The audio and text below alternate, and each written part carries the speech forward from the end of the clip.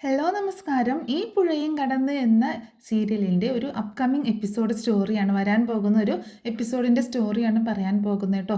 വളരെയധികം ഹൃദയസ്പർശിയായിട്ടുള്ള ഒരു സ്റ്റോറിയാണ് പറയാൻ പോകുന്നത്.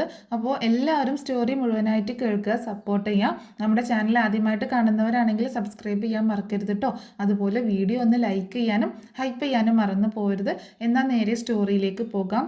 അങ്ങനെ ഗംഗയുടെ വിവാഹ നിശ്ചയം ഗംഭീരമാക്കാനുള്ള തയ്യാറെടുപ്പിലാണ് അനിയത്തിമാരും അതുപോലെ നമ്മുടെ ശാരദയും അരവിന്ദനും ഒക്കെ കേട്ടോ. അതിനുള്ള ഓട്ടപ്പാച്ചിലാണ് അരവിന്ദൻ. അങ്ങനെ ജയപാൽ എന്ന് പറഞ്ഞിട്ടുണ്ടെങ്കിൽ അരവിന്ദൻ്റെ അത്രയും അധികം വിശ്വസ്തനായ കൂട്ടുകാരനാണ്. ഒരിക്കലും ജയപാലൻ തന്നെ ചതിക്കുമെന്നോ അല്ലെങ്കിൽ അങ്ങനെ ഒരു എന്തെങ്കിലും ഒരു തെറ്റ് ജയപാലിൻ്റെ ഭാഗത്തു നിന്ന് തനിക്കും കുടുംബത്തിനും നേരെ ഉണ്ടാകുമെന്നോ ഒന്നും നമ്മുടെ അരവിന്ദൻ ചിന്തിക്കുന്നേയില്ല.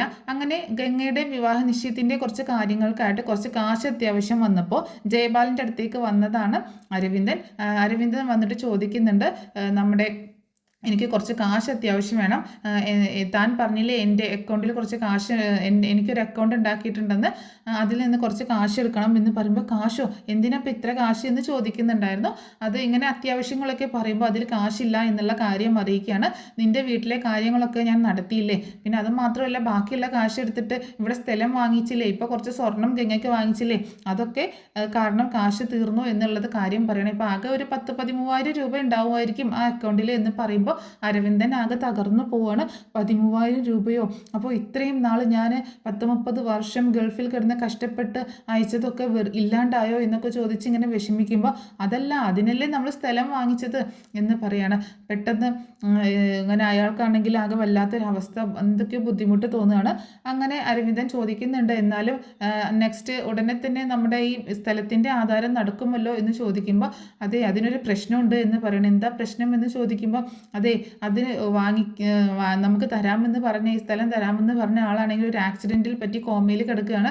അയാൾക്ക് നമ്മൾ കാശ് കൊടുത്ത കാര്യമൊന്നും അയാൾ ആരോടും പറഞ്ഞിട്ടുമില്ല. ഈ സ്ഥലമൊന്നും ആരുടെ പേരിലേക്കും ആക്കി തരുന്നതിനെ കുറിച്ച് പറഞ്ഞിട്ടുമില്ല. അയാളുടെ മക്കൾക്കൊന്നും അതിനെപ്പറ്റി അറിയില്ല എന്നാണ് പറഞ്ഞത് എന്ന് പറയുമ്പോൾ നമ്മുടെ അരവിന്ദനാകെ തകർന്നു പോവുകയാണ്. അങ്ങനെ ഒരു തകർന്ന മനസ്സുമായിട്ടാണ് വീട്ടിലേക്ക് പോകുന്നത്. അപ്പോഴാണ് വഴിയിൽ വെച്ച് ആ മറ്റേ പയ്യന്മാരെ ആക്രമിക്കുന്നതും അവിടെ വന്നിട്ട് നരയനാണ് രക്ഷിക്കുന്നത്. ആ സമയത്ത് തന്നെ നരയനോട് ഇങ്ങനെ പറയുന്നുണ്ട്, മോന് ആരുമല്ലാതെ ഇരുന്നിട്ടും എന്നെ രക്ഷിക്കാനായിട്ട് മോന് വേണ്ടി വന്നല്ലോ എന്നൊക്കെ പറയുമ്പോൾ ഇന്നത്തെ കാലത്ത് സ്വന്തം ബന്ധം എന്നൊന്നും പറഞ്ഞിട്ട് കാര്യമില്ല. സ്വന്തമെന്ന് കരുതുന്ന ഏറ്റവും അടുത്ത സുഹൃത്തുക്കൾ പോലും ചതിക്കുന്ന കാലമാണ്. അങ്ങനെയുള്ളിടത്ത് മോൻ എന്നെ വന്ന് സഹായിച്ചല്ലോ എന്നൊക്കെ പറഞ്ഞ് നന്ദി പറയുമൊക്കെ ചെയ്യുന്നുണ്ട്. അതൊന്നും സാരമില്ല, നമ്മൾ സ്വന്തത്തെ ആണെങ്കിലും ബന്ധത്തെ ആണെങ്കിലും കൂടുതലായിട്ട് ആരെയും വിശ്വസിക്കരുത്. നമ്മളുടെ കാര്യങ്ങളൊക്കെ നമ്മൾ തന്നെ നോക്കണം, മറ്റുള്ളവരെ ഏൽപ്പിക്കാനൊന്നും പാടില്ല എന്നൊക്കെ ഇങ്ങനെ പറഞ്ഞ് നരയനാണെങ്കിൽ അരവിന്ദനെ ഇങ്ങനെ കാര്യങ്ങളൊക്കെ പറഞ്ഞ് മനസ്സിലാക്കുകയും ചെയ്യുന്നുണ്ട്. അങ്ങനെ അയാൾ എന്നാൽ ഞാൻ പോട്ടെ, ഞാൻ വേണേൽ വിട്ടേക്കാം എന്ന് പറയുമ്പോൾ അതൊന്നും കുഴപ്പമില്ല, ഞാൻ പൊക്കോളാം എന്ന് പറയണം. അങ്ങനെ സാരമില്ല, സാറ് വണ്ടിയിലോട്ട് കയറിക്കോ, ഞാൻ വീട്ടിലേക്ക് ആക്കിയേക്കാം എന്ന് പറഞ്ഞിട്ട് നരയൻ അരവിന്ദനെ കാറിൽ കയറ്റിയിട്ട് വീട്ടിൽ കൊണ്ടുപോയി ആക്കുന്നുണ്ട്. ആ സമയത്ത് വീട്ടിൽ കൊണ്ടുപോയി ആക്കിയതിന് ശേഷം അയാൾ അവിടെ നിന്ന് പോവുകയാണ്. പിന്നീട് നരയനാണെങ്കിൽ പോകുന്നുണ്ട്. ആ സമയത്ത് ഇയാളാണെങ്കിൽ ആ സിറ്റ് ഔട്ടിൽ അവിടെ വന്നിട്ട് ആകെ ഒരു വിഷമിച്ച് ഇങ്ങനെ ഇരിക്കുകയാണ്. പെട്ടെന്ന് തന്നെ അച്ഛൻ എന്താ ഇവിടെ ഇങ്ങനെ ഇരിക്കുന്നത് എന്ന് ചോദിച്ചുകൊണ്ട് നീള അങ്ങോട്ടേക്ക് വരുന്നുണ്ട്. അപ്പോൾ അയാളൊന്നും മിണ്ടുന്നില്ല കേട്ടോ. അപ്പോൾ എന്ത് പറ്റി അച്ഛ എന്ന് ചോദിച്ചുകൊണ്ട് വിളിക്കുന്ന സമയത്തേ ഒന്നുമില്ല മോളെ എന്ന് പറയണം. അപ്പോൾ അച്ഛൻ ഇതേ എന്നിങ്ങനെ ആകെ വിഷമിച്ചിരിക്കുന്നു എന്ന് പറയുന്നുണ്ട്. ആ സമയത്ത് ശാരദ അങ്ങോട്ടേക്ക് വരുന്നുണ്ട്. എന്ത് പറ്റിയെന്ന് ചോദിക്കുമ്പോൾ ഒന്നുമില്ലട്ടോ, നാളത്തെ കാര്യം ആലോചിച്ചാണ് എന്ന് പറയട്ടോ. എന്നാലും ഇങ്ങനെ മൂഡ് ഓഫ് ആയിട്ടിരിക്കുന്നത്, ഹാപ്പി ആയിട്ടിരിക്കുക, എന്തെങ്കിലും പ്രശ്നമുണ്ടോ എന്നൊക്കെ ചോദിക്കുമ്പോൾ അതൊന്നും കുഴപ്പമില്ല എന്ന് പറയാണ് അരവിന്ദ്. അങ്ങനെ ആ സമയത്ത് കാവേരിയും ഗംഗയും യമുനയും ഒക്കെ അങ്ങോട്ടേക്ക് വരുന്നുണ്ട്. എല്ലാവരും അച്ഛനെ ഹാപ്പി ആക്കാനായിട്ട് നോക്കുകയാണ്. അയാളാണെങ്കിൽ ആകെ ഡെസ്പായിട്ട് ഇരിക്കുന്നത് കണ്ടിട്ട് കാവേരി ചോദിക്കുന്നുണ്ട്, എന്താ അച്ഛാ ഒന്ന് ചില്ലാവ്, ഗംഗേച്ചിയെ പറഞ്ഞയക്കുമെന്ന് ഓർത്തിട്ടാണോ എന്നൊക്കെ ചോദിക്കുമ്പോൾ ഇയാളൊന്നും മിണ്ടുന്നില്ല കേട്ടോ. അയാൾക്ക് ആകെ വിഷമമാണ്. സാരമില്ല, കുഴപ്പമില്ല, അങ്ങനെ നിങ്ങൾ ഇവിടുന്ന് എഴുന്നേറ്റ് ഇവിടെ എങ്ങനെ ഇരിക്കല്ലേ എന്ന് പറഞ്ഞിട്ട് ശാരദ അകത്തേക്ക് കൂട്ടി കൊണ്ടുപോകുന്നുണ്ട്. അച്ഛൻ എന്താ പറ്റിയത്, അച്ഛൻ എങ്ങനെയാണ് വന്നത് എന്നൊക്കെ ചോദിക്കുമ്പോൾ എന്നെ ഒരു പയ്യൻ ഇങ്ങോട്ടേക്ക് കൊണ്ടുവന്ന് ആക്കിയതാണ്. ആ കിരൺ മാധവും കൂട്ടുകാരും ചേർന്ന് എന്നെ ആക്രമിക്കാൻ വന്നു. ആ സമയത്ത് എന്നെ രക്ഷിക്കാൻ വന്നത് അവനാണ്. എന്നിട്ട് അയാൾ എന്തെന്ന് ചോദിക്കുമ്പോൾ അപ്പോൾ കാവേരി നോക്കുമ്പോൾ കാണുന്നത് നരയൻ കാറിൽ കയറി പോകുന്നതാണ്. അങ്ങനെ ആ ഒരു നോട്ടം മാത്രമാണ് നരേനെ കാവേരി കാണുന്നത് കേട്ടോ. അങ്ങനെ അകത്തേക്ക് കയറിയതിന് ശേഷം ഇയാളാണെങ്കിൽ ഓരോ കാര്യങ്ങൾ ആലോചിച്ചിട്ട് ഭയങ്കര ടെൻഷനിലാണ്. അങ്ങനെ ആരും ഭക്ഷണം കഴിച്ചിട്ടില്ല എന്ന് മനസ്സിലാക്കിയത് കാരണം നമുക്ക് ഭക്ഷണം കഴിക്കാമെന്ന് പറഞ്ഞിട്ട് അയാൾ എല്ലാവർക്കും ഭക്ഷണം എടുക്കാൻ പറയുന്നുണ്ട്. അങ്ങനെ അരവിന്ദൻ തന്നെ മക്കൾക്കൊക്കെ വാരി കൊടുക്കണം. അപ്പോൾ ഓരോ കാര്യങ്ങളും മക്കളോട് ഇങ്ങനെ പറയും, സങ്കടപ്പെടുകയും ഒക്കെ ചെയ്യുന്നുണ്ട്. അച്ഛൻ എന്തിനാ ഇങ്ങനെ സങ്കടപ്പെടുന്നതെന്ന് ചോദിക്കുമ്പോൾ ഒന്നുമില്ല മോളെ, നമ്മൾ ഓരോരുത്തരെ വിശ്വസിക്കും, ഓരോ കാര്യങ്ങൾ ഏൽപ്പിക്കും, പക്ഷേ എല്ലാവരും നമ്മൾ കരുതുന്നത് പോലെയൊന്നും ആവത്തില്ല എന്നൊക്കെ ഇങ്ങനെ പറയണം. ആ സമയത്ത് അമ്മയാണെങ്കിലും എന്താ മോനെ നിനക്ക് പറ്റിയത്, നിനക്ക് എന്താ പറ്റിയത്, നീ ആ ഗംഗയെ വിനീതിന് കൊടുക്കാമെന്ന് പറഞ്ഞ് പറ്റിച്ചതല്ലേ, ആ വിനീത് നിങ്ങളൊക്കെ വിശ്വസിച്ചതല്ലേ വിനീതും ഓക്കെ, എന്നിട്ടിപ്പോൾ അവനെ ചതിച്ചില്ലേ, ഇനിയിപ്പോൾ ഇതിൽ നിങ്ങൾക്ക് എന്ത് പറ്റാനാണ്, നിങ്ങൾക്കൊന്നും ഒരു കുഴപ്പമൊന്നുമില്ലല്ലോ എന്നൊക്കെ പറയുന്നുണ്ട്. ആ സമയത്ത് നിങ്ങൾ സുജാതയും വിനീതിനെയും ഒക്കെ പറ്റിച്ചു എന്ന് അമ്മ ഇങ്ങനെ പറഞ്ഞുകൊണ്ടിരിക്കുമ്പോൾ അമ്മ ഒന്ന് നിർത്ത്, സുജാത എന്തൊക്കെയാണ് പറഞ്ഞത് എന്ന് അമ്മ കേട്ടതല്ലേ, ഈ കുട്ടികളെക്കുറിച്ച് എന്തൊക്കെയാണ് പറഞ്ഞത്, ഒരിക്കലും ഗതി പിടിക്കില്ല എന്നോ ഗുണം പിടിക്കില്ല എന്നോ അങ്ങനെയാണോ പറയുക, കുട്ടികൾ വളരുമ്പോൾ അവരുടെ മനസ്സിലും മാറ്റങ്ങൾ വരില്ലേ, അതിന് ഇങ്ങനെയാണോ പ്രാഗാണോ വേണ്ടത് എന്നൊക്കെ പറഞ്ഞ് ശാരദ അമ്മയെ വഴക്ക് പറയുകയും ചെയ്യുന്നുണ്ട്. അതേ സമയത്ത് ഇയാളാണെങ്കിൽ അരവിന്ദനാണെങ്കിൽ ആകെ ഡെസ്പായിട്ട് ഇങ്ങനെ ഇരിക്കുകയാണല്ലോ. എന്നിട്ട് നിങ്ങൾ വഴക്കൊന്നും ഉണ്ടാക്കല്ലേ, എല്ലാം ശരിയായിക്കോളും, എല്ലാം നല്ലതായി വരട്ടെ എന്നൊക്കെ ഇങ്ങനെ പറയണം. അപ്പോൾ അരവിന്ദേട്ടന് ഇത് എന്ത് പറ്റി, വന്നപ്പോൾ മുതൽ ശ്രദ്ധിക്കുക എന്ന് പറയുമ്പോൾ ഒന്നുമില്ല, നീ ഭക്ഷണം കഴിച്ചോ, ഇല്ലേ വാ ഞാനും നിനക്കും തരാം ഒരു ഉരുള എന്ന് പറഞ്ഞിട്ട് ശാരദയ്ക്കും കൊടുക്കുന്നുണ്ട്. അതൊക്കെ കാണുമ്പോൾ അമ്മയ്ക്ക് ഭയങ്കര ദേഷ്യം വരികയാണ്. അമ്മയ്ക്കും തരട്ടെ ഒരു ഉരുള, ഇനി തരാൻ ഒരു പക്ഷേ ഞാൻ ഇല്ലാതിരുന്നെങ്കിലോ എന്നൊക്കെ ചോദിക്കുകയാണ്. അച്ഛൻ എന്താ ഇങ്ങനെയൊക്കെ പറയണേന്ന് പറഞ്ഞുകൊണ്ട് കാവേരി അങ്ങനെ അച്ഛനെ തടയുന്നുണ്ട് കേട്ടോ. അല്ല മോളെ, ഞാൻ പറഞ്ഞതാണ്, ഇനിയിപ്പോൾ ഞാൻ ഗൾഫിലേക്ക് പോകുമല്ലോ, അതാണ് ഞാൻ ഉദ്ദേശിച്ചത് എന്ന് പറയുന്നുണ്ട്. അങ്ങനെ എല്ലാവർക്കും ഭക്ഷണമൊക്കെ കൊടുത്തതിന് ശേഷം എല്ലാവരോടും കിടക്കാനൊക്കെ പറഞ്ഞ് അതുകൊണ്ട് പറഞ്ഞയക്കുകയാണ് മക്കളെയൊക്കെ. അതിനുശേഷം അരവിന്ദൻ അവിടെ ഇങ്ങനെ നിൽക്കുമ്പോൾ കാണുന്നത് അരവിന്ദനും ജയപാലും തമ്മിലുള്ള ഒരു ഫോട്ടോ ഫ്രെയിം ചെയ്തിട്ടുണ്ടായിരുന്നു. ആ ഫോട്ടോയിലേക്ക് നോക്കിയിട്ട് അരവിന്ദൻ ഒരു വല്ലാത്തൊരു മാനസികാവസ്ഥയിൽ നിൽക്കണം. എന്നാലും ജയപാല താൻ എന്നോട് തന്നെ ഇങ്ങനെ ചെയ്തല്ലോ എന്നോർത്ത് ഇങ്ങനെ പറഞ്ഞ് മനസ്സിലിങ്ങനെ പറയാണ്. അതിനുശേഷം ആ ഫോട്ടോ എടുത്തിട്ട് അതിൻ്റെ പുറകിൽ ഇങ്ങനെ എഴുതുന്നുണ്ട്, സ്നേഹം നടിച്ച് സുഹൃത്തിനെ ചതിച്ചവൻ എന്ന് എഴുതുകയാണ്. വളരെ വിഷമത്തോട് കൂടിയിട്ടാണ് എഴുതുന്നത്. അരവിന്ദൻ അത്രയും ആത്മാർത്ഥമായിട്ടാണ് ജയപാലിനെ കണ്ടിരുന്നത്, അത്രയും ആത്മാർത്ഥ സുഹൃത്തായിട്ട്. പക്ഷേ ജയപാലിനാവട്ടെ അരവിന്ദനെ ചതിക്കുകയാണ് ചെയ്തിട്ടുള്ളത്. ആ സ്ഥലമൊക്കെ അയാളുടെ സ്വന്തം പേരിലാണ് വാങ്ങിച്ചിട്ടുള്ളത്. അതുപോലെ ആ പണമൊക്കെ അയാളുടെ ഇഷ്ടത്തിനായിട്ട് ഉപയോഗിക്കുകയും അയാൾ ഓരോ യാത്രകൾ നടത്തുകയും ഭാര്യയ്ക്കും സമ്മാനങ്ങൾ വാങ്ങിക്കൊടുക്കുകയും അങ്ങനെയൊക്കെയാണ് അയാളുടെ ആവശ്യങ്ങൾക്കും മക്കളുടെ ആവശ്യത്തിനൊക്കെ ജയപാലൻ ഉപയോഗിച്ചത് അരവിന്ദൻ്റെ കാശാണ്. അങ്ങനെ അരവിന്ദനെ ചതിക്കുകയാണ് ജയപാലൻ ചെയ്യുന്നത്. അങ്ങനെ അതിൽ പുറകിൽ അങ്ങനെ എഴുതി വെക്കുന്നുണ്ട്. അതേസമയം എന്നിട്ട് മക്കളുടെ അടുത്തൊക്കെ പോയി നോക്കുമ്പോൾ മക്കളൊക്കെ ഇങ്ങനെ കിടന്നുറങ്ങുന്നത് കാണുമ്പോൾ അയാൾക്ക് ഭയങ്കര സന്തോഷമൊക്കെ തോന്നുകയാണ്, ഭയങ്കര വിഷമവും തോന്നുന്നുണ്ട്. കാരണം ഇനി ഇവർക്ക് വേണ്ടി ഞാൻ എന്ത് ചെയ്യും, ഈ വീടല്ലാതെ ഇനി വേറെ ഒന്നും കയ്യിലില്ല, ഇവർ 3 പേരും കല്യാണപ്രായമായവർ, ഇവരെ കല്യാണം അയക്കണം, യമുനയ്ക്ക് പഠിക്കാനുള്ളതാണ്, അവളെ പഠിപ്പിക്കണം, കാവേരി പഠിക്കുകയാണ്, അവളെ പഠിപ്പിക്കണം, ഇതൊക്കെ ആലോചിച്ച് അയാളൊക്കെ വിഷമിച്ച് പോവുകയാണ്. അയാൾ അതിനുശേഷം പുറത്തേക്ക് പോയിട്ട് അവിടെ ഇങ്ങനെ ആ ബെഞ്ചിൽ പോയിരിക്കുന്നുണ്ട്. അങ്ങനെ പോയിരുന്നിട്ട് ഓരോ കാര്യങ്ങൾ ആലോചിക്കുകയാണ്. ജയപാലൻ എത്ര നല്ല സുഹൃത്തായിരുന്നു എന്നുള്ളതും പണ്ടത്തെ കുട്ടിക്കാലവും മക്കളുടെ കളിച്ചിരികളും ഓരോ മക്കൾ ജനിക്കുന്നതും അങ്ങനെയുള്ള കാര്യങ്ങളൊക്കെ ആലോചിച്ച് ഇങ്ങനെ വിഷമിച്ചിരിക്കുന്ന സമയത്താണ് കാവേരി പെട്ടെന്ന് എഴുന്നേറ്റ് അങ്ങോട്ടേക്ക് വന്ന് നോക്കുമ്പോൾ അച്ഛൻ അവിടെ ഇങ്ങനെ വിഷമിച്ചിരിക്കുന്നത് കാണണം. അപ്പോൾ അച്ഛൻ എൻ്റെ അടുത്തേക്ക് ചെന്നിട്ട് അച്ഛൻ എന്താ ഇവിടെ ഇങ്ങനെ ഇരിക്കുന്നത് എന്ന് ചോദിക്കുമ്പോൾ ഒന്നുമില്ല മോളെ, ഞാനിങ്ങനെ ഓരോന്ന് ആലോചിച്ചിരുന്നതാണ് എന്ന് പറയുമ്പോൾ നാളത്തെ കാര്യം ഓർത്താണോ അച്ഛൻ ഇരിക്കുന്നത്, അച്ഛൻ എന്തിനാണ് ടെൻഷനാവുന്നത്, അച്ഛൻ്റെ കൂടെ ഞാനില്ലേ എന്നൊക്കെ പറഞ്ഞ് സപ്പോർട്ട് ചെയ്യുമ്പോൾ എൻ്റെ കൂടെ മോളുള്ളതാണ് എനിക്ക് ഏറ്റവും വലിയ ആശ്വാസം, ഈ വീട് ഞാൻ മോളെ ഏൽപ്പിക്കുകയാണ്, മോള് വേണം ഇനി ഈ വീട് മുന്നോട്ട് കൊണ്ടുപോകാൻ എന്നൊക്കെ പറയുമ്പോൾ അച്ഛൻ എന്താ ഇങ്ങനെയൊക്കെ പറയുന്നത്, ഞാനുണ്ടാകും, അച്ഛനും ഉണ്ടല്ലോ, അല്ല ഞാനും ഉണ്ട്, ഞാൻ നാളെ ഗൾഫിലേക്ക് പോകുമല്ലോ ഇത് കഴിഞ്ഞാൽ, അപ്പോൾ മോള് വേണം നോക്കാനായിട്ട്, അതാണ് അച്ഛൻ ഉദ്ദേശിച്ചത് എന്ന് പറയണം. അങ്ങനെ അച്ഛൻ ഗൾഫിൽ പോയി കഷ്ടപ്പെട്ട് അധ്വാനിക്കുന്നത് ഞങ്ങൾക്ക് വേണ്ടിയിട്ടല്ലേ, അത് ഞങ്ങൾക്കറിയാം, ഞാനുണ്ട് അച്ഛാ ഇവിടെ, അച്ഛൻ്റെ തുണയായിട്ട് ഞാനുണ്ട്, അച്ഛൻ ഇതുവരെ ഒറ്റയ്ക്കല്ല നോക്കിയത്, ഇനി ഞാനും കൂടി കൂടാം, ഞാനും കൂടി ഷെയർ ചെയ്യാം, ഞാനും കൂടി ഈ വീട് നോക്കിക്കോളാം എന്നൊക്കെ പറയാൻ അച്ഛന് വാക്ക് കൊടുക്കുന്നുണ്ട്. അപ്പോൾ അച്ഛനൊന്ന് ചില്ലാക്കാനായിട്ട് കാവേരി ആണെങ്കിൽ ഒരുപാട് പാട്ട് പാടുകയും കളിക്കുകയും ഡാൻസ് കളിക്കുകയും അങ്ങനെയൊക്കെ ചെയ്യുന്നുണ്ട്. പക്ഷേ അയാളുടെ മനസ്സൊരു തീക്കനലായിരുന്നു, അത്രയും വിഷമിച്ചാണ് അയാളിങ്ങനെ നിൽക്കുന്നത്. അങ്ങനെ കാവേരിയോട് പോയി കിടന്നുറങ്ങാൻ പറയണം. അപ്പോൾ അച്ഛൻ കിടക്കുന്നില്ല എന്ന് ചോദിക്കുമ്പോൾ ഞാൻ കിടന്നോളാം, മോള് പോയി കിടന്നോ എന്ന് പറഞ്ഞിട്ട് കാവേരിയെ പറഞ്ഞേക്കണം. അപ്പോൾ കാവേരി ആണെങ്കിൽ ആ സമയത്ത് തൻ്റെ കയ്യിലുള്ള പുതപ്പെടുത്തിട്ട് പുതപ്പിക്കുന്നുണ്ട്. അങ്ങനെ കാവേരി പോയി കിടക്കുകയാണ് ചെയ്യുന്നത്. പിന്നീട് കുറച്ച് കഴിയുന്ന സമയത്ത് ശാരദ അന്വേഷിച്ച് വരുന്നുണ്ട്. ശാരദ വരുമ്പോഴും ഇയാൾ ഇങ്ങനെ ഓരോ വിഷമങ്ങളൊക്കെ പറഞ്ഞുകൊണ്ടിരിക്കുകയാണ്. എൻ്റെ ജീവിതവും ജീവനൊക്കെ എൻ്റെ ഈ കുടുംബമാണ്, ഇത് ഒരിക്കലും ഒരു കേടും പറ്റരുതെന്നാണ് ഞാൻ ആഗ്രഹിക്കുന്നത് എന്നൊക്കെ ഇങ്ങനെ പറയുമ്പോൾ അരവിന്ദേട്ടൻ എന്താ ഇങ്ങനെയൊക്കെ പറയുന്നത്, എന്താ ഇപ്പോൾ ഇവിടെ ഉണ്ടായത്, അല്ല ഗംഗയുടെ കാര്യം ആലോചിച്ചിട്ടാണോ, നമ്മുടെ വിനീതിൻ്റെ കാര്യം ആലോചിച്ചിട്ടാണോ എന്നൊക്കെ ചോദിക്കുമ്പോൾ എല്ലാ കാര്യങ്ങളും എനിക്ക് ആലോചിക്കണം, സുജാതയോട് നല്ലതുപോലെ നിൽക്കണം, അവളെ കാണൂ നിങ്ങൾക്ക് എന്തെങ്കിലും ഒരു ആവശ്യത്തിന് എന്ന് പറയാണ് ശാരദയോട്.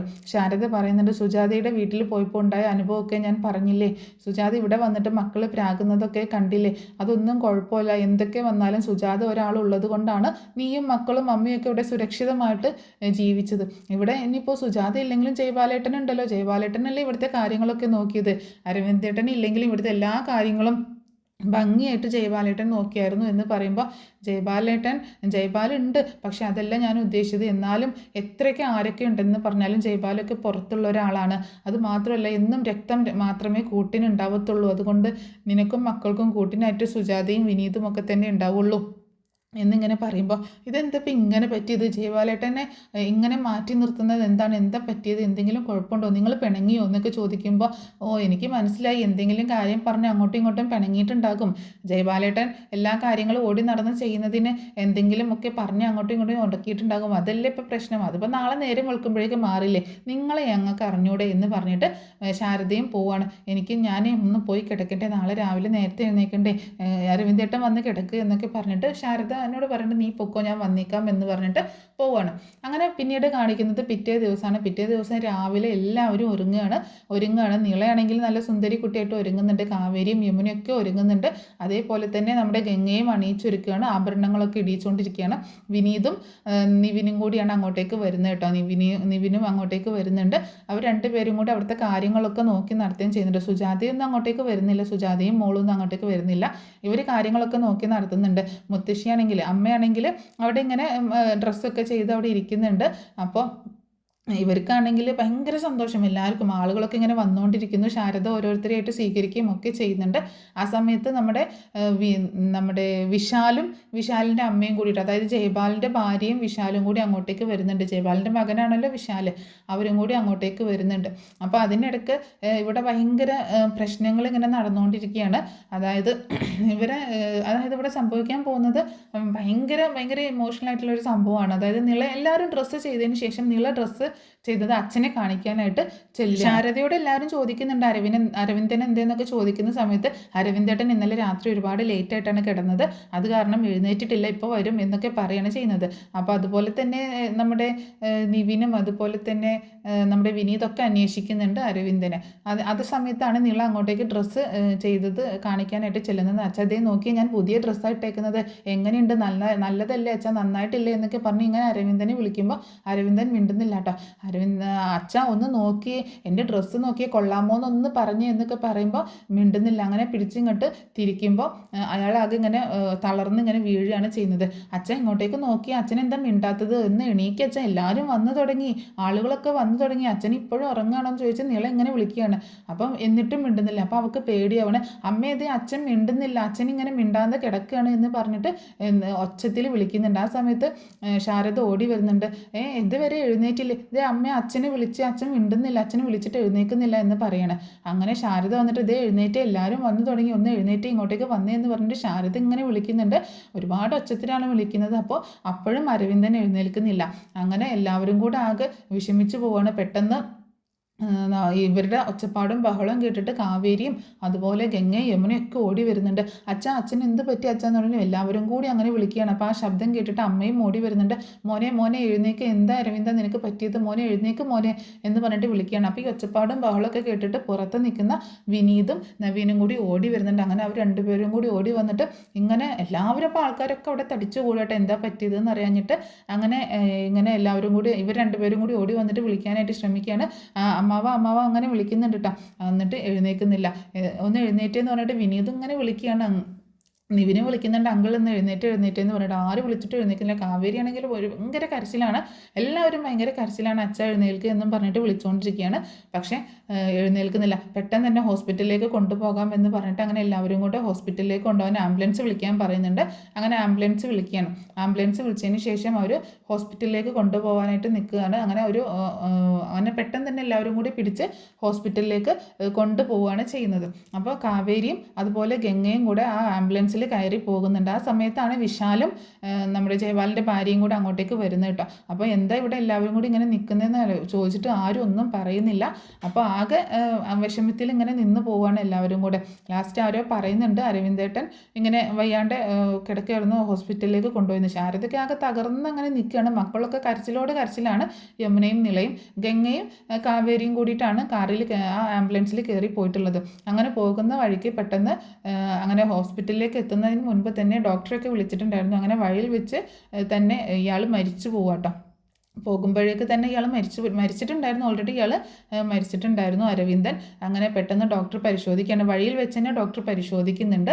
ആ സമയത്ത് ഇനിയിപ്പോൾ ഹോസ്പിറ്റലിലേക്ക് കൊണ്ടുപോകേണ്ട കാര്യമില്ല എന്ന് പറയണം. അപ്പോൾ പോകുന്ന വഴിക്ക് ഒരു ഡോക്ടറുടെ കാർ ഇങ്ങനെ ക്രോസ് ആയിട്ട് വരികയും അങ്ങനെ ഡോക്ടർ അങ്ങോട്ടേക്ക് വന്നിട്ട് പരിശോധിക്കുകയാണ് ചെയ്യുന്നത് കേട്ടോ. ഇപ്പോൾ എന്താ സംഭവം എന്നറിയാഞ്ഞിട്ട്. അപ്പോൾ അങ്ങനെ പരിശോധിക്കുന്ന സമയത്ത് മരിച്ചുപോയി എന്നിങ്ങനെ പറയുകയാണ് ചെയ്യുന്നത്. ഇത് കേട്ടിട്ട് യമുനയും ഗംഗയും കാവേരിയും ഭയങ്കര കരച്ചിലാണ്. അച്ഛാ എന്ന് വിളിച്ചുകൊണ്ട് ഭയങ്കര കരച്ചിലാണ്. അതുപോലെ അമ്മാവാന്ന് വിളിച്ചുകൊണ്ട് ഭയങ്കര കരച്ചിലാണ് വിനീത്. അപ്പോൾ ആരും ആശ്വസിപ്പിക്കാനൊന്നും പറ്റുന്നില്ല. നിവിനാണെങ്കിൽ വിനീതിനെ ഇങ്ങനെ പിടിക്കുന്നുണ്ട്, ചേർത്ത് പിടിക്കുന്നുണ്ട്. അവനും കരയാണ് ചെയ്യുന്നത്. അങ്ങനെ എല്ലാവരും കൂടെ ഭയങ്കര കരച്ചിലാണ്. അതേസമയം വീട്ടിലാണെങ്കിൽ ഇവർ പോയിട്ട് അതേ സ്ഥലത്ത് ഇങ്ങനെ നിൽക്കുകയാണ് എല്ലാവരും. ആ സമയത്ത് തന്നെ ഈ നമ്മുടെ ആംബുലൻസ് ഇങ്ങോട്ട് തിരിച്ച് വീട്ടിലേക്ക് തന്നെ വരുന്നത് കണ്ടിട്ട് എല്ലാവരും ആകെ അതിശയിച്ച് ഇങ്ങനെ നോക്കുന്നുണ്ട്. എന്ത് പറ്റി എന്നുള്ള രീതിയിൽ നോക്കുകയാണ്. ആ സമയത്ത് ആ വണ്ടിയിൽ നിന്ന്, ആംബുലൻസിൽ നിന്ന് പൊട്ടി കരഞ്ഞുകൊണ്ട് ഗംഗയും വിനീതും കാവേരിയും കൂടിയിട്ട് ഇറങ്ങുകയാണ്. ഇവർ അവിടെ നിന്നിങ്ങനെ കരഞ്ഞുകൊണ്ടിരിക്കുകയാണ്. ഒന്നും മനസ്സിലാവാതെ നിൽക്കുകയാണ് മറ്റുള്ളവർ. ആ സമയത്താണ് അരവിന്ദിനെ അതിൽ നിന്ന് പുറത്തേക്ക് ഇറക്കുന്നത്. അത് കണ്ടപ്പോൾ എല്ലാവരും ആകെ തകർന്നു പോവുകയാണ്. എന്താ സംഭവിച്ചത് എന്നറിയാഞ്ഞിട്ട് അങ്ങനെ ഇങ്ങോട്ടേക്ക് കൊണ്ടുവരുന്ന സമയത്ത് ശാരദ ചോദിക്കുന്നുണ്ട്, എന്ത് പറ്റി അച്ഛൻ എന്ത് എഴുന്നേൽക്കാത്തത് എന്നിങ്ങനെ ഒരു വല്ലാത്തൊരു മാനസികാവസ്ഥയിൽ നിന്ന് ചോദിച്ചുകൊണ്ടിരിക്കുകയാണ്. എന്താ പറയേണ്ടതെന്ന് അറിയാതെ ആകെ വിഷമിച്ചുകൊണ്ട് നിൽക്കുന്നുണ്ട്. അവസാനം കാവേരി തന്നെ പറയുന്നുണ്ട്, അച്ഛൻ നമ്മളെ വിട്ടുപോയ അമ്മ എന്ന് പറഞ്ഞ് പൊട്ടിക്കരയാണ്. എല്ലാവരും കൂടെ ഒരു കൂട്ടക്കരച്ചിലാവുകയാണ് അവിടെ. ശാരദയ്ക്ക് ഭയങ്കരമായിട്ട് കരയാണ്.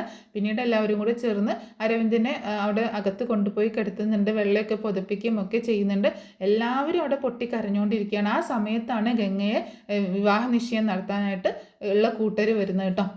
ആ ഫാമിലി വരുന്ന സമയത്ത് ഇവിടെ എന്താ ഇപ്പം ഇങ്ങനെ സംഭവിച്ചത് എന്നറിയാഞ്ഞിട്ട് ഇങ്ങനെ ആകെ അതിശയിച്ച് നിൽക്കുകയാണ്. അതേസമയം നമ്മുടെ വിശാലുണ്ടല്ലോ, വിശാൽ ജയപാലിനെ വിളിക്കുന്നുണ്ട്. ജയപാലിനെ വിളിക്കുന്ന സമയത്ത് ജയപാൽ പറയുന്നുണ്ട്, അതേ മോനെ ഞാൻ അങ്ങോട്ടേക്ക് വന്നുകൊണ്ടിരിക്കുകയാണ് എന്ന് പറയുമ്പോൾ അച്ഛനൊന്ന് വേഗം വരും, ഇവിടെ ആകെ പ്രശ്നമാണ് എന്ന് പറയണം. എന്താ മോനെ എന്ന് ചോദിക്കുമ്പോൾ അത് അച്ഛാ അങ്കിള് എന്ന് പറയണം. എന്ത് പറ്റി അരവിന്ദന് എന്ത് പറ്റിയെന്ന് ചോദിക്കുമ്പോൾ അരവിന്ദൻ അങ്കിള് മരിച്ചു പോയ അച്ഛാ എന്ന് പറയണം. അത് കേട്ടതും ജയപാലിന് ആകെ ഷോക്കാവുന്നുണ്ട് കേട്ടോ. അപ്പോൾ അയാൾ ഒരിക്കലും ഇങ്ങനെ പ്രതീക്ഷിച്ചതല്ല. പക്ഷെ അയാൾക്കാകെ ഷോക്കാവുന്നുണ്ട്. അങ്ങനെ അയാൾ ഞാൻ പെട്ടെന്ന് വരാമെന്ന് പറഞ്ഞ് ഫോൺ വെക്കുന്നുണ്ട്. ആ സമയത്താണ് മറ്റേ വിവാഹ നിശ്ചയത്തിൻ്റെ ടീം എത്തുന്നത്. അവർ വന്നിട്ട് ഇവിടെ ആളും ബഹളമൊക്കെ കണ്ടിട്ട് ഇവിടുത്തെ കാലാവസ്ഥ എന്തോ ഒരു പ്രശ്നമുണ്ടെന്ന് മനസ്സിലാക്കുകയാണ്. അപ്പോൾ ആ സമയത്ത് അവിടെ ഉള്ളവരൊക്കെ പറയുന്നുണ്ട്, ഇങ്ങനെ ഇവിടുത്തെ അച്ഛൻ മരിച്ചു എന്നുള്ള കാര്യം പറയണം. അവരകത്തേക്ക് കയറി ചെല്ലുന്നുണ്ട്.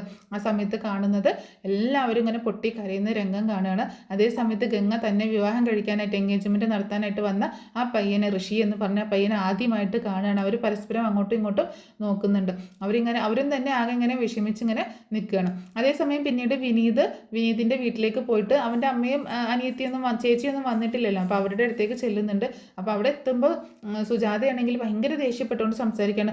നീ വന്നോ? നീ അവിടെ തന്നെയായിരുന്നു? ഇന്നലെ ഞാൻ നിന്നെ എന്തോരം ഫോൺ ചെയ്തു, നീ ഒന്ന് ഫോൺ എടുത്ത് പോലും ഇല്ലല്ലോ, നീ അവിടെ തന്നെ കിടക്കുകയാണോ? നിന്നെ ഇത്രയൊക്കെ അപമാനിച്ചിട്ട് നിനക്ക് നാണില്ലേണോ അവിടെ അങ്ങനെ പോയി കിടക്കാനായിട്ട്? അവിടുത്തെ കാര്യങ്ങൾ അന്വേഷിക്കരുതെന്ന് നിന്നോട് പറഞ്ഞാൽ നീ കേൾക്കത്തില്ലല്ലേ? ഇനി എന്തിനാ ഇങ്ങോട്ടേക്ക് പോകുന്നത്? എൻഗേജ്മെൻറ്റും നടത്തിയിട്ട് ഇങ്ങോട്ട് പോന്നാൽ മതിയായിരുന്നല്ലോ എന്നൊക്കെ പറയട്ടോ. അപ്പോൾ ഇവനാണെങ്കിൽ പൊട്ടി കരഞ്ഞുകൊണ്ടിരിക്കുകയാണ്. അമ്മ ഒന്ന് നിർത്ത് എന്നിങ്ങനെ പറയുന്നു. എന്തിനു ഞാൻ നിർത്തണം, എനിക്ക് അങ്ങനെ ഒരു കുടുംബമില്ല, അങ്ങനെ ഒരു ബന്ധമില്ല, അങ്ങനെ ഒരു ആങ്ങളയില്ല എന്നൊക്കെ പറഞ്ഞ് ഭയങ്കരമായിട്ട് പറഞ്ഞുകൊണ്ടിരിക്കുകയാണ്. അമ്മയ്ക്ക് ഇനി അങ്ങനെ ഒരു ആങ്ങളെ ഇല്ല അമ്മ, ആ ആങ്ങളെ പോയി എന്ന് പറയാം. എന്താണ് നീ പറയുന്നത്? അതേ അമ്മേ, അമ്മാവൻ മരിച്ചു പോയി എന്ന് പറയണം. അത് കേട്ടതും സുജാത ആകെ പൊട്ടിക്കരയാണ്. അയ്യോ എന്ന് പറഞ്ഞുകൊണ്ട് ചേട്ടാ എന്ന് പറഞ്ഞുകൊണ്ട് പൊട്ടിക്കരയാണ്. അങ്ങനെ എല്ലാവരും കൂടെ അവിടെ നിന്ന് പെട്ടെന്ന് തന്നെ ഇങ്ങോട്ടേക്ക് വീട്ടിലേക്ക് ഓടി വരുന്നുണ്ട്. എന്നിട്ട് പൊട്ടി കരഞ്ഞുകൊണ്ടിരിക്കുകയാണ്. ചേട്ടാ അരവിന്ദേട്ട അരവിന്ദേട്ട എന്ന് വിളിച്ചുകൊണ്ട് സുജാതയും പൊട്ടിക്കാരിയാണ്. ഇങ്ങനെയൊക്കെ പറയുമെങ്കിലും സുജാതയ്ക്ക് ഭയങ്കര കാര്യമാണ്, ഭയങ്കര സ്നേഹമാണ് തൻ്റെ ചേട്ടനെ ഇങ്ങനെ ഗംഗയെ കൊടുക്കില്ല എന്ന് അറിഞ്ഞതുകൊണ്ടുള്ള ഒരു വിഷമം മാത്രമാണ് ഇത്രയും നാളും കാണിച്ചുകൊണ്ടിരുന്നത്. ആ സമയത്താണ് ഇവരവിടെ വന്ന് നിൽക്കുന്നത്, സുജാത കാണുന്നത്. സുജാത ആ സമയത്ത് പറയുന്നുണ്ട്, എൻ്റെ മോന് പറഞ്ഞു വെച്ച പെണ്ണായിരുന്നു ഗംഗ, ഗംഗയ്ക്ക് വേണ്ടിയിട്ട് ആരൊക്കെ ഈ വീട്ടിൽ ആദ്യം കാലെടുത്ത് വെച്ചോ ആ സമയം തന്നെ നാശം വന്നു, എൻ്റെ ചേട്ടനെ കൊണ്ടുപോയത് കണ്ടില്ലേ എന്ന് പറഞ്ഞുകൊണ്ട് അവരെ കുറ്റമായിട്ട് അവർ വന്ന് കാലുകുത്തിയതാണ് ഈ പ്രശ്നങ്ങൾക്ക് കാരണം എന്നുള്ള രീതിയിൽ പറയാണ് സുജാത ചെയ്യുന്നത്. ആ സമയത്തും സുജാത അവിടെ ഒരു സീൻ അങ്ങനെ ക്രിയേറ്റ് ചെയ്യുകയാണ് ചെയ്യുന്നത്. എന്താണെങ്കിലും പിന്നീട് ജയപാൽ അവരോട് പോകാനായിട്ട് പറയുന്നുണ്ട്. ഇനിയിപ്പോൾ അവരവിടെ നിന്നിട്ട് കാര്യമില്ലല്ലോ. അവരങ്ങനെ അരവിന്ദൻ്റെ കാലൊക്കെ തൊട്ട് വന്നിച്ചതിന് ശേഷം അവർ തിരിച്ചു പോവുകയാണ്. പിന്നീടാണെങ്കിൽ ജയപാലാണ് അവിടുത്തെ കാര്യങ്ങളൊക്കെ മേൽനോട്ടം വഹിക്കുന്നത്. ആ സമയത്ത് കാവേരി വന്നിട്ട് കുറച്ച് കാശ് എടുത്തിട്ട് കൊണ്ടുപോയി കൊടുക്കുന്നുണ്ട്. അങ്കിൾ, ഇത് അച്ഛൻ്റെ പോക്കറ്റിൽ ഇരുന്ന കാശാണ്, ഇതല്ലാതെ ഞങ്ങളുടെ കയ്യിൽ വേറെ ഒന്നുമില്ല, അച്ഛൻ്റെ കാര്യങ്ങളൊക്കെ ഭംഗിയായിട്ട് ചെയ്യണം എന്ന് പറഞ്ഞിട്ട് കൊടുക്കുമ്പോൾ അയാൾ അവളുടെ കൈ പിടിച്ചുകൊണ്ട്, അത് വേണ്ട മോളെ, ആ കാശ് വേണ്ട എന്ന് പറഞ്ഞുകൊണ്ട്, എൻ്റെ കയ്യിലുണ്ട്, ഞാൻ ചെയ്തോളാം, എൻ്റെ അരവിന്ദന് വേണ്ടിയിട്ട് ഞാൻ ചെയ്തോളാം എന്ന് പറഞ്ഞിട്ട് അയാൾ അവിടെ ഇങ്ങനെ ഭയങ്കര സീന് അഭിനയിക്കുകയാണ്. കാരണം അയാൾ കാരണമാണ് ഇതൊക്കെ ഉണ്ടായത്. അപ്പോൾ കാവേരി പാവം ഇതൊന്നും അറിയാതെ ആ പൈസയും കൊണ്ട് തിരിച്ചു പോകുന്നുണ്ട്. അങ്ങനെ പിന്നീട് നമ്മുടെ അരവിന്ദനെ അടക്കാനായിട്ട് എടുത്തുകൊണ്ട് പോകുമ്പോഴൊക്കെ ഭയങ്കര പൊട്ടിക്കരച്ചിലും ഒക്കെ ഭയങ്കര സീനാണ് ആ സമയത്ത്. അങ്ങനെ അങ്ങനെ ഇവർ പെൺകുട്ടികൾ മാത്രമല്ലേ, അത് കാരണം ആര് ചിതയ്ക്ക് തീ കൊളുത്തും എന്നുള്ളതിനൊരു ഇത് വരികയാണ്. ആ സമയത്ത് അവിടെ ഉള്ളവർ ജയപാൽ പറയുന്നുണ്ട്, അവൻ്റെ സഹോദരിയുടെ മകനാണ് വിനീത് ചെയ്യട്ടെ എന്ന് പറയാം കേട്ടോ. ആ സമയത്ത് കാവേരിയും അതുപോലെ ഗംഗയും കൂടിയിട്ട് ഇവരുടെ കൂടെ പോകുന്നുണ്ടായിരുന്നു, ആംബുലൻസിൽ കയറിയിട്ട് പോകുന്നുണ്ടായിരുന്നു. അവർ പറയുന്നുണ്ട്, നമ്മുടെ അച്ഛന് നമുക്ക് ചിതയ്ക്ക് നമ്മുടെ അച്ഛൻ്റെ ചടങ്ങുകളൊക്കെ നമുക്ക് ചെയ്യാം ചേച്ചി എന്നിങ്ങനെ പറയാണ്. ഗംഗയും പറയുന്നുണ്ട്, അതെ നമുക്ക് ചെയ്യാം അച്ഛൻ്റെ ചടങ്ങുകൾ എന്ന് പറഞ്ഞിട്ട് ജയ്പാലിനെ വിളിച്ചിട്ട് ഈ കാര്യം പറയുമ്പോൾ, മോളെ പെൺകുട്ടികൾ ചെയ്തുകൂടാ, ആൺകുട്ടികളാണത് ചെയ്യാറ് എന്ന് പറയുന്നുണ്ട്. അങ്ങനെ ഇല്ല അങ്കിൾ, ഞങ്ങൾക്ക് ചെയ്യണം, ഞങ്ങൾ തന്നെ ചെയ്തേ പറ്റൂ, ഞങ്ങൾ ചെയ്യുന്നതായിരിക്കും അച്ഛന് സന്തോഷം എന്നൊക്കെ പറഞ്ഞ് അവർ വാദിക്കുകയാണ്. അവസാനം ജയ്പാൽ സമ്മതിക്കുന്നുണ്ട്. അങ്ങനെ അവരുടെ ആ തന്ത്രിമാരോടൊക്കെ പറയുമ്പോൾ അവരൊന്നും സമ്മതിക്കുന്നില്ല, നാട്ടുകാരൊന്നും സമ്മതിക്കുന്നില്ല. അവസാനം ജയ്പാൽ അവരെ കൊണ്ടൊക്കെ സമ്മതിപ്പിക്കുന്നുണ്ട്. അങ്ങനെ ഗംഗയും കാവേരിയും കൂടിയിട്ടാണ് അരവിന്ദൻ്റെ ചിതയ്ക്ക് തീ കൊളുത്തുന്നത്. പിന്നീട് അതിനുശേഷം അവരുടെ വീട് ആകെ തകർന്നു പോവുകയാണ്. പിന്നീട് അതിൻ്റെയൊക്കെ ഒരു സ്റ്റോറി ഡീറ്റെയിൽ ആയിട്ട് നമ്മൾ പിന്നീട് പറഞ്ഞ് അപ്ലോഡ് ചെയ്യുന്നതായിരിക്കും. അപ്പോൾ എന്താണെങ്കിലും ഈ സ്റ്റോറി എല്ലാവർക്കും ഇഷ്ടമായിട്ടുണ്ടാവുമെന്ന് കരുതാണ്. ഇഷ്ടമായിട്ടുണ്ടെങ്കിൽ സപ്പോർട്ട് ചെയ്യാൻ മറക്കരുത് കേട്ടോ.